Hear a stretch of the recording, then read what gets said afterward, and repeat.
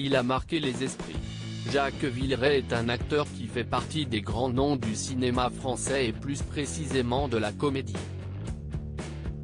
Il a enchaîné les rôles, notamment aux côtés de Louis de Funès, et son décès, le 28 janvier 2005, a été un véritable choc pour ses fans. Il sera à l'affiche de Un crime au paradis, diffusé ce lundi 2 août sur France 3. L'occasion d'évoquer sa relation avec son ancienne épouse Irina Tarasov, qui n'a pas été de tout repos.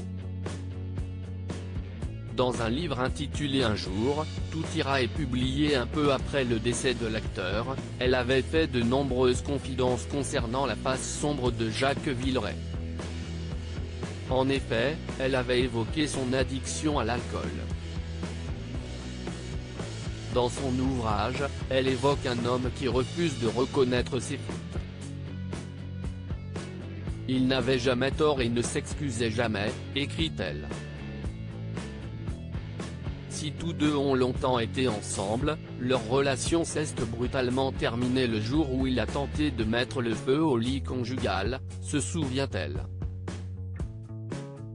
Une action qui a été fatale puisqu'Irina Tarasov va prendre une décision radicale, il doit choisir entre leur amour ou l'alcool.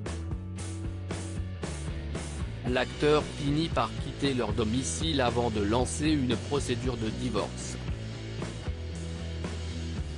Une addiction qui gâche la vie. Lorsqu'il est adolescent, Jacques Villeray découvre que celui qu'il a élevé n'est pas son vrai père. Une révélation qui ne passe pas et il sombre rapidement dans l'alcool. Malgré sa rencontre avec Irina Tarasov en 1973 puis le début de leur relation en 1978, l'acteur doit toujours faire face à son addiction. L'alcool est un instrument pour lui, avait expliqué Irina Tarasov dans les colonnes de Gala en 2005. Passé un nombre de verres, il retrouve la colère qui l'encombre depuis l'enfance, se prenant pour le maître du monde, menaçant, agressif et parfois dangereux, précisait-elle ensuite.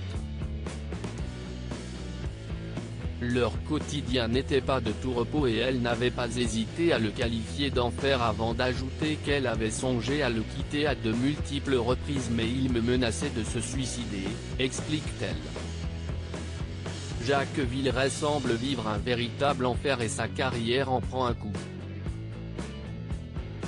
De plus, il apprend par la suite qu'il ne peut pas avoir d'enfant biologique. Une terrible nouvelle pour l'acteur, qui ne semble pas prêt à remonter la pente. Jacques Villeray, de quoi est mort l'acteur ? Le 28 janvier 2005 est une date qui a marqué les esprits du cinéma français puisque Jacques Villeray est décédé. Alors âgé de 53 ans, celui-ci a succombé des suites d'une hémorragie interne, liée à une maladie hépatique dans sa maison d'Evreux, en Normandie. Suite à son décès, nombreux sont ses amis qui sont sortis du silence et l'on ne te dépeint comme un homme déprimé. Il sortait toutes les nuits et il buvait toujours plus, avait indiqué Jean-Pierre Mocky. 16 ans après son décès, Jacques Villeray n'a jamais été oublié.